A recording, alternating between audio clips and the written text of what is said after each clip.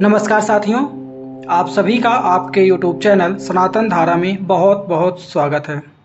यदि आप हमारे चैनल में नए हैं तो कृपया चैनल को अभी सब्सक्राइब करें ताकि हमारी सभी वीडियो आप तक आसानी से पहुंच सके। पिछली क्लास में हमने जाना कि मसनोई ग्रह क्या होते हैं और कौन से दो ग्रह मिलकर के कौन से ग्रह मसनोई ग्रह का निर्माण करते हैं। आज की क्लास में हम जानेंगे कि भाग्य का ग्रह क्या होता है और उसे हम कुंडली में कैसे फाइंड कर सकते हैं, उसको निकालने की विधि के बारे में हम जानेंगे। लाल किताब के अनुसार किस्मत का ग्रह वह ग्रह होता है जो भाग्य की सफलता और उसके भाग्य को प्रभावित करता है। लाल किताब में इसे अलग तरीके से देखा जाता है जो कि वैदिक ज्योतिष और ट्रेडिशनल एस्ट्रोलॉजी से बिल्कुल अलग होता है।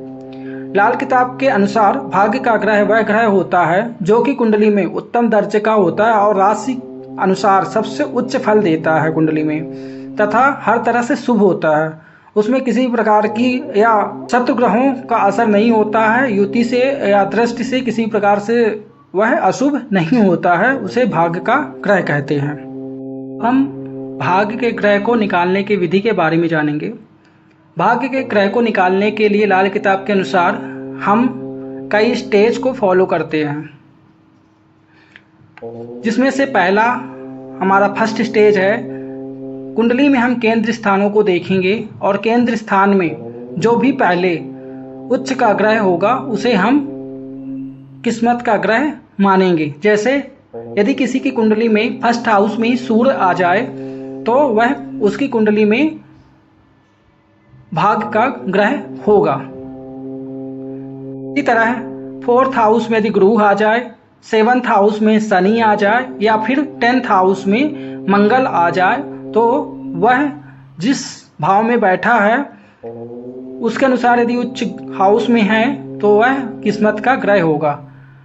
यदि कुंडली में 1, 4, 7, 10 मल्टीपल स्थानों पे उच्च ग्रह आ जाए तो जो पहला ग्रह होगा वही किस्मत का ग्रह होगा। यदि हमें फर्स्ट स्टेप में मुट्ठी के घरों में उच्च का ग्रह ना मिले तो हम सेकंड स्टेप में जाएंगे, जिसमें हम मुट्ठी के ग्रह के अलावा मुट्ठी के घरों के अलावा देखेंगे कि कहाँ पर उच्च का ग्रह है और हम जो पहला उच्च का ग्रह मिलेगा हमें उसे ही हम किस्मत का ग्रह मानेंगे। यदि सेकंड स्टेप में भी हमें जातक के किस्मत का ग्रह ना मिले तो हम फिर मालिक ग्रहों को देखेंगे। मालिक के ग्रह फर्स्ट हाउस में मंगल होता है, सेकंड हाउस में शुक्र, थर्ड में बुध, फोर्थ में चंद्र, फिफ्थ में सूर्य, सिक्स्थ में बुध, सेवंथ में शुक्र, एट्थ में मंगल, नाइन्थ में बृहस्पति देव, 10th में शनि देव, 11th में शनि देव और 12th में गुरुदेव अगेन।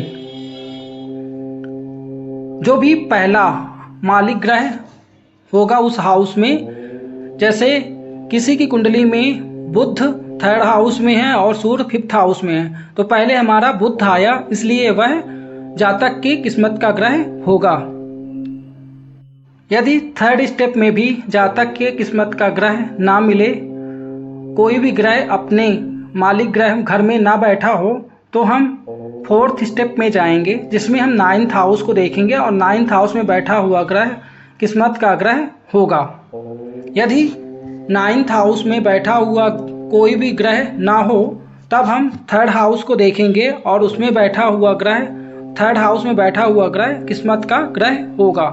यदि 3rd हाउस में भी कोई ग्रह ना हो तब हम 11th हाउस को चेक करेंगे और 11th हाउस में बैठा हुआ ग्रह किस्मत का ग्रह होगा जातक के।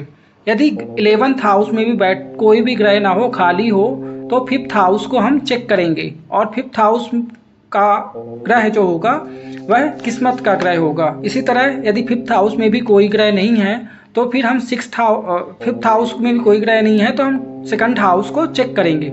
2nd हाउस का किस्मत का ग्रह होगा, 2nd हाउस में बैठा हुआ ग्रह किस्मत का ग्रह होगा।